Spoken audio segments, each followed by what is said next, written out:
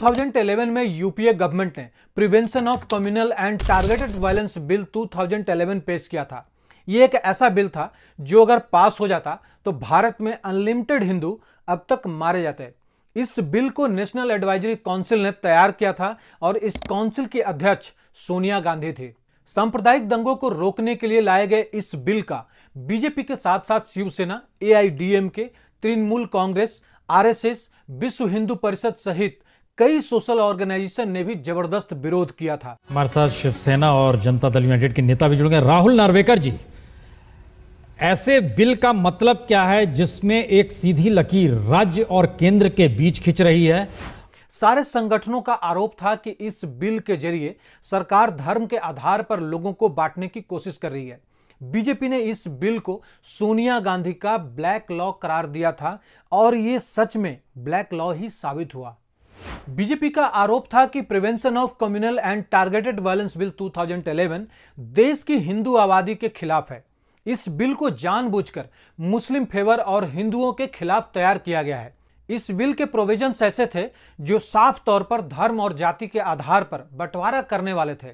इस बिल के बारे में डिटेल में बात तो करेंगे ही, लेकिन एटलीस्ट 3 और कानून यूपीए गवर्नमेंट के टाइम में बना जिसे एक्सपर्ट्स पूरी तरह से हिंदू विरोधी कहते हैं, जिसके वजह से आज राम मंदिर और ज्ञानवापी जैसे मामलों को सोल्व करने में इतना समय लगा।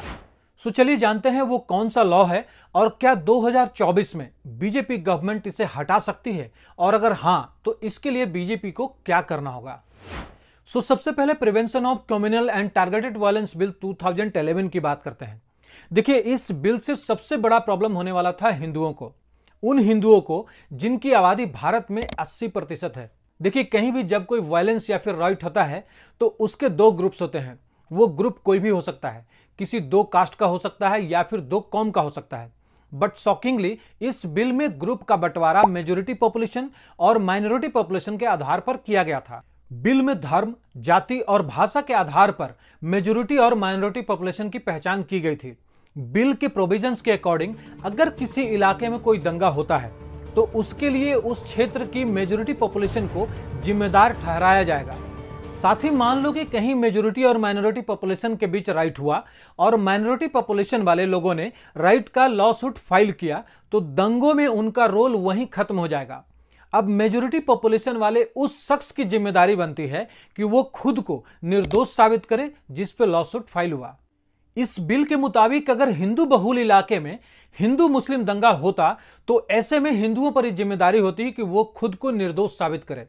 इसी तरह से अगर कश्मीर के किसी हिस्से में जहां हिंदू अल्पसंख्यक और मुस्लिम बहुसंख्यक होंगे वहां मुसलमानों पर यह जिम्मेदारी होगी कि वो खुद को दंगों के आरोप से मुक्त करे। अब प्रॉब्लम यह थी कि यह कैसे प्रूफ होता कि दंगों की शुरुआत किसने की।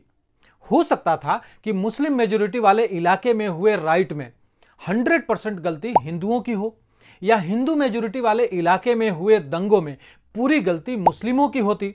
तब दोनों कंडीशन में प्रॉब्लम मेजॉरिटी वालों को ही होता, चाहे उनकी गलती हो या ना हो। अब यहां समझने वाली बात यह है कि इंडिया में हिंदू और मुस्लिम कितने हैं। ऑफ कोर्स हिंदू मेजॉरिटी में है, करीब 80%। सो इसका मतलब यह होता कि 100 राइट में 80 टाइम्स हिंदुओं को गलत ठहराया जाता, चाहे उनकी गलती हो या ना हो। बिल में माइनॉरिटी कम्युनिटी को बहुत ज्यादा राहत दी गई थी।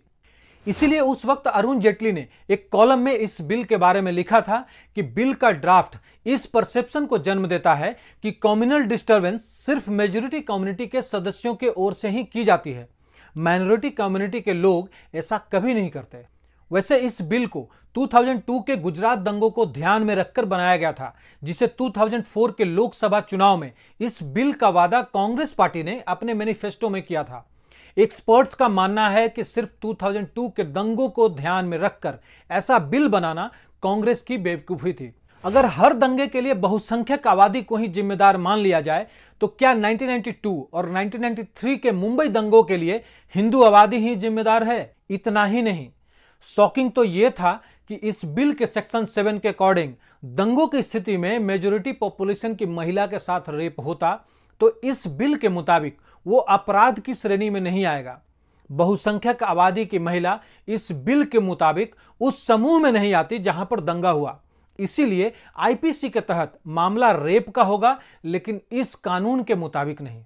इसी तरह से इस बिल के मुताबिक अगर मुसलमानों और अनुसूचित जाति और जनजाति के बीच दंगे की स्थिति बनती है और एससी एसटी उस इलाके में बहुसंख्यक आबादी में आते हों, तो यह बिल मुसलमानों का साथ देगा।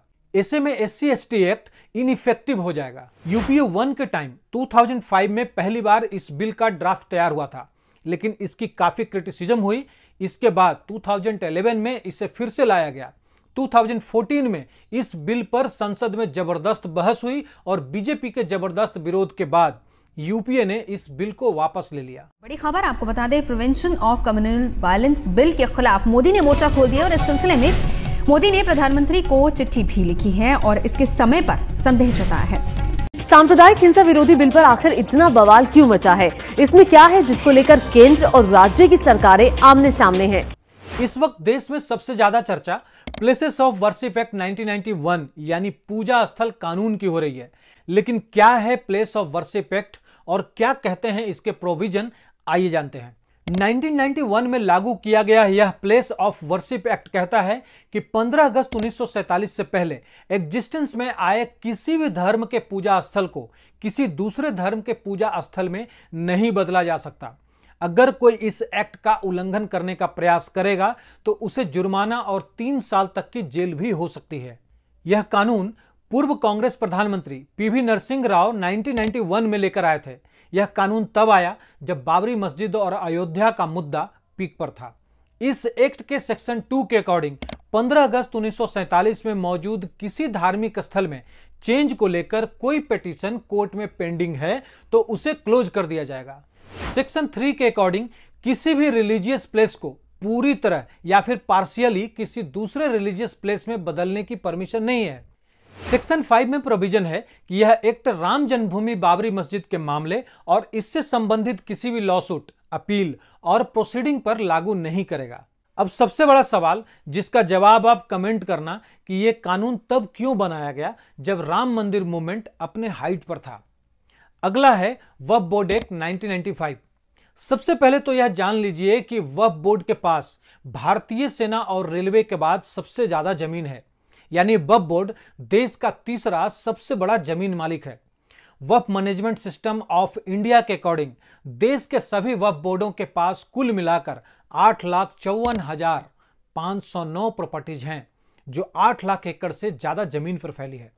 सेना के पास करीब 18 लाख एकड़ जमीन पर संपत्तियां हैं, जबकि रेलवे की करीब 12 लाख एकड़ में फैली है। अब जो आंकड़ा हम लोग जानने वाले हैं वो चौंका देगा। साल 2009 में वक्फ बोर्ड की संपत्तियां 4 लाख एकड़ जमीन पर फैली थी। मतलब साफ है कि बीते 15 सालों में वक्फ बोर्ड की संपत्तियां दोगुनी से ज्यादा हो गई हैं।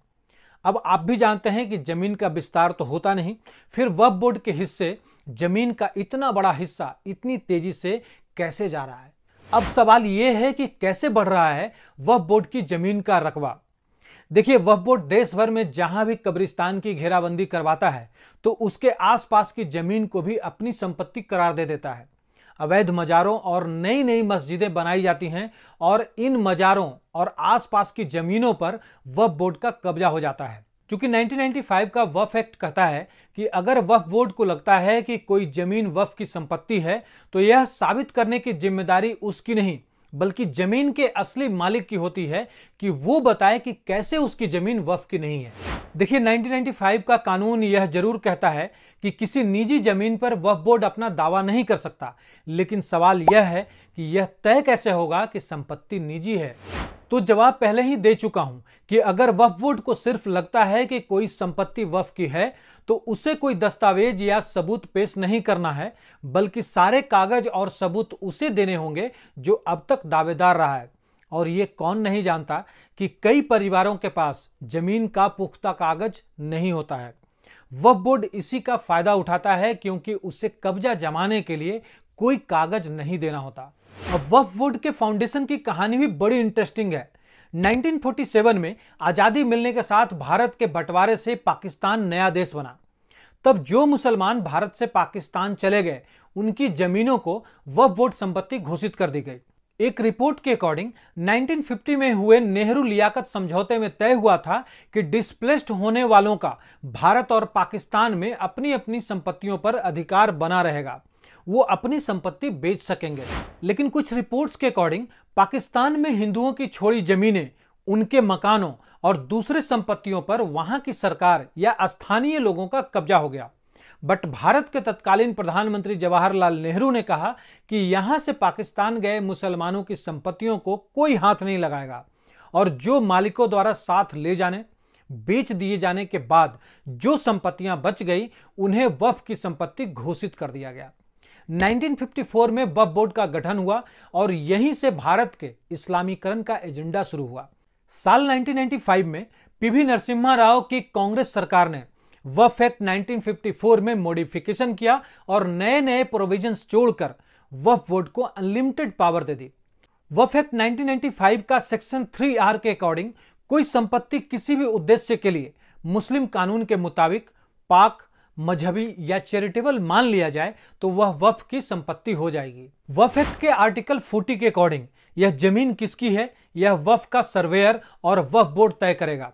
वही तय करता है कि कौन सी संपत्ति वक्फ की है, कौन सी नहीं।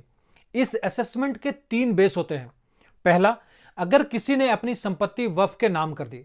दूसरा, अगर कोई मुसलमान या मुस्लिम संस्था जमीन को लंबे समय से इस्तेमाल कर रहा है। तीसरा, अगर सर्वे में जमीन का वक्फ की संपत्ति होना साबित हुआ। इसमें बड़ी बात यह है कि अगर आपकी संपत्ति को वक्फ की संपत्ति बता दी गई तो आप इसके खिलाफ कोर्ट नहीं जा सकते, आपको वक्फ बोर्ड से ही गुहार लगानी होगी। वक्फ बोर्ड का फैसला आपके खिलाफ आया तब भी आप कोर्ट नहीं जा सकते, तब आप वक्फ बोर्ड का ट्राइब्यूनल में जा सकते हैं। वक्फ एक्ट का सेक्शन 85 कहता है कि ट्राइब्यूनल के फैसले को हाई कोर्ट या सुप्रीम कोर्ट में भी चुनौती नहीं दी जा सकती है। अब तमिलनाडु का ताजा मामला ही ले लीजिए। प्रदेश के त्रिची जिले के एक हिंदू बहुल गांव तिरुचेंथुरई को वक्फ बोर्ड ने अपनी मलकियत घोषित कर दी। बोर्ड ने कहा कि इस गांव की पूरी जमीन वक्फ की है, जबकि उस गांव में सिर्फ 22 मुस्लिम परिवार हैं और हिंदू परिवार 95% हैं। हैरानी की बात तो यह है कि वहां के उस मंदिर को भी वक्फ बोर्ड की संपत्ति घोषित कर दी गई, जो 1500 साल पुरानी है, यानी कि इस्लाम से आने के पहले से वो मंदिर है। तमिलनाडु का यह मामला वक्फ बोर्ड को मिली अनलिमिटेड पावर और उसके मिसयूज का शानदार उदाहरण है। देखिए, दुनिया के किसी इस्लामी देश में वक्फ बोर्ड नाम की कोई संस्था नहीं है। यह सिर्फ भारत में है, जो इस्लामी नहीं है, धर्मनिरपेक्ष देश है। अगला है माइनॉरिटी कमीशन एक्ट 1992। इस एक्ट के आर्टिकल 30 सेक्शन 1 के अकॉर्डिंग सभी माइनॉरिटी को धर्म या भाषा के आधार पर अपनी पसंद के आधार पर अपनी एजुकेशनल इंस्टीट्यूट को एस्टैब्लिश करने का अधिकार है। बट आज इसी एक्ट का फायदा बहुत जगह पे उठाया जाता है। इसमें मदरसा तो नंबर 1 पर आता है। चलो, अगर मदरसे में सही लेवल की एजुकेशन दी जाती तब भी ठीक थी, लेकिन आप पहले ये वाली वीडियो देखो। क्या बनना है आपको? मौलवी साहब बनना है। मौलवी साहब बनना है। टीवी नहीं है घर में? नहीं, हम नहीं रखते। क्यों? गुनाह होता है। टीवी रखना गुनाह होता है। अब आप डिसाइड कीजिए कि ये सारे एक्ट हिंदू के अगेंस्ट हैं या फेवर में। अब अगर बीजेपी इन सभी कानूनों को खत्म करना चाहती है तो उसे लोकसभा और राज्यसभा में 2/3 का बहुमत चाहिए होगा। सो आपको क्या लगता है, इस बार बीजेपी 400 से ज्यादा सीटें ला पाएंगी? कमेंट में जरूर लिखो। मिलता हूं अगले वीडियो में। नमस्कार।